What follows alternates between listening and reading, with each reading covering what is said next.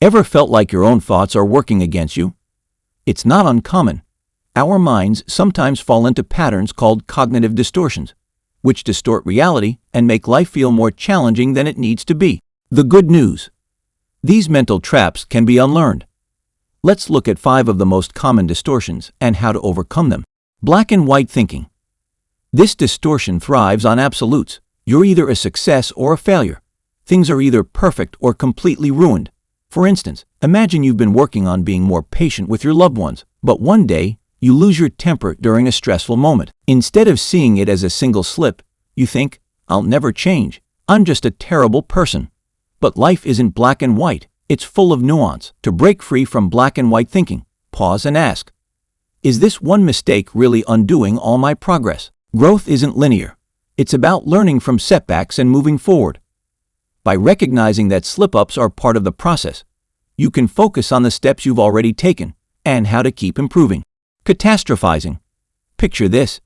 You send an email with a typo and immediately think, "Everyone will think I'm careless.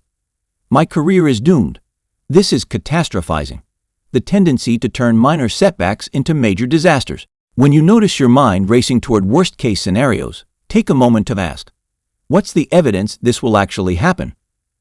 A helpful strategy is to imagine your concern from a distance. Will this matter in a week, a month? By zooming out, you can regain perspective and focus on actionable steps to address the issue rather than letting fear take over.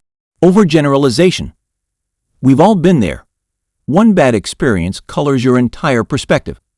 Imagine a close friend betrays your trust, and you find yourself thinking, "You can't trust anyone.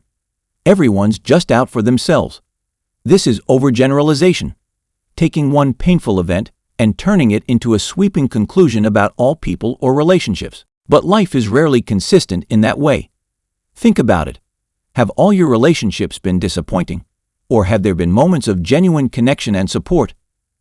In Daring Greatly, Brené Brown reminds us, vulnerability is the birthplace of connection and the path to the feeling of worthiness. While trust can feel fragile, it's the foundation for meaningful relationships. To counter this distortion, reflect on people in your life who have proven trustworthy. Write down moments where others have shown kindness or loyalty. When cynicism creeps in, revisit these memories to remind yourself that one betrayal doesn't define everyone. Mind reading. Have you ever sent a text, didn't get an immediate reply, and thought, "They're ignoring me because I upset them"?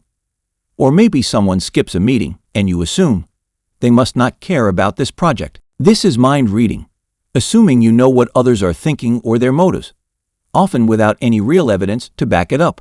The reality is, we often create these narratives based on our own insecurities rather than facts. Perhaps the person is just busy, hasn't seen your message yet, or had an unexpected personal issue.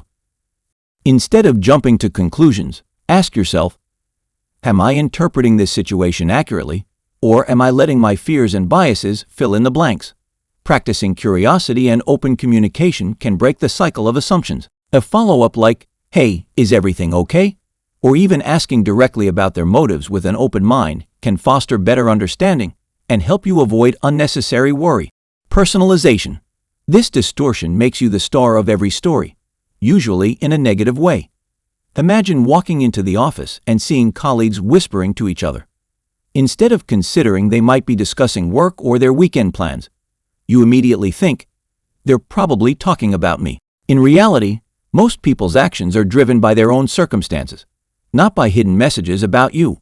Or if a project at work doesn't go well, you might take all the blame, even when it's a team effort.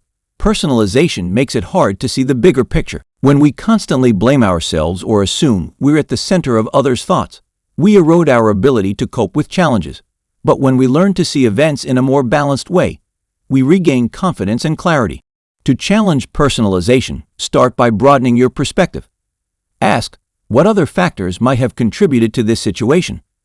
Most of the time, you'll realize it wasn't all about you. And even if you played a role, take responsibility only for what's truly yours. No more, no less. Cognitive distortions are like faulty apps running in the background of your mind, draining your emotional energy without you realizing it. But just like apps, these patterns can be updated. The key is awareness. Once you recognize the distortion, you can start to rewrite the narrative. As Dr. David Burns writes in Feeling Good, the new mood therapy, you feel the way you think. This means that by changing your thoughts, you can change how you feel and how you respond to life's challenges. So, the next time you catch yourself falling into one of these mental traps, pause, ask questions, reframe the situation. With practice, you'll not only avoid the distortions, but also create space for a clearer, more empowering view of the world and of yourself.